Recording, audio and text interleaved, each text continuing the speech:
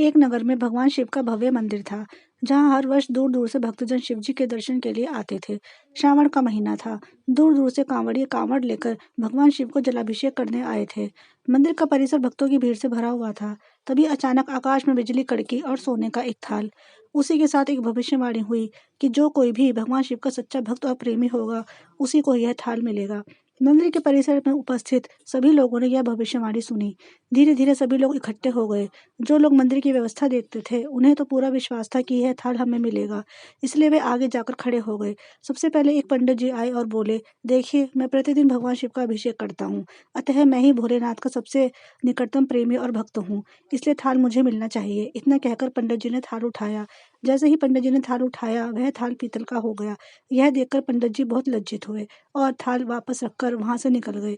इसी प्रकार वहां उपस्थित सभी पंडितों ने खुद को आजमाया, लेकिन शायद उनमें से कोई भी सच्चा भक्त नहीं था। उन्हें भी थाल वापस रखकर चले जाना पड़ा।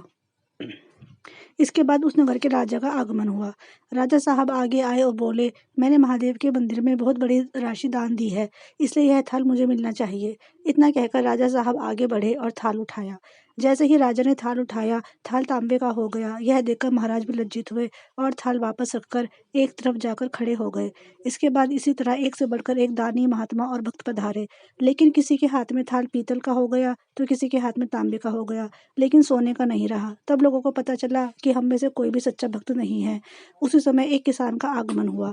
वह बेचारा महीनों बाद आज चतुर्मास के शुभ अवसर पर शिव जी के दर्शन करने आया था। गरीबी के बोझ तले दबा दिन भर रात खेतों में मेहनत मजदूरी करके अपना और अपने परिवार का गुजारा करता था।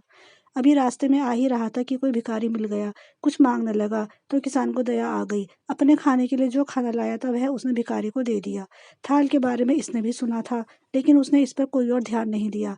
वह व्यक्ति सीधा मंदिर में गया और महादेव का पूजन कर कर बाहर आ गया। परिक्रमा करके जाने को हुआ, तभी पीछे से एक व्यक्ति बोला, भाई, तुम भी थाल को उठाकर देख लो, हो सकता है तुम ही सच्चे भक्त हो जिसके लिए यह थाल आया है। किसान को लगा वह उसका मजाक बना रहा है। किसान ने हंसते हुए कहा, भाई, मैं तो कभी कोई पूजा पाठ भी नहीं करता, महीनों में एक आध बार ही मंदिर आ पाता हूँ, मैं काहे का सच्चा भक्त। वह अजनबी बोला, भाई, हम तो देख चुके हैं, हमारी भक्ति तो 2 कौड़ी की भी है। अब तुम ही अपना हाथ लगाकर देख लो, सोने का थाल मिले या ना मिले, किंतु तुम्हें यह तो पता चल जाएगा कि तुम्हारी भक्ति में कितनी सच्चाई है।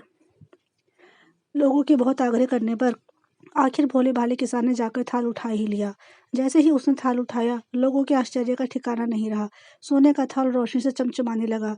यह देखकर सब लोग उस खुशियों की लहर दौड़ गई। सभी लोग उसके जयकारे करने लगे और पूछने लगे कि भाई, तुम ही सच्चे भक्त हो, अब हमें भी यह बता दो कि तुम कैसी भक्ति करते हो जिससे महादेव तुमसे इतने प्रसन्न हैं।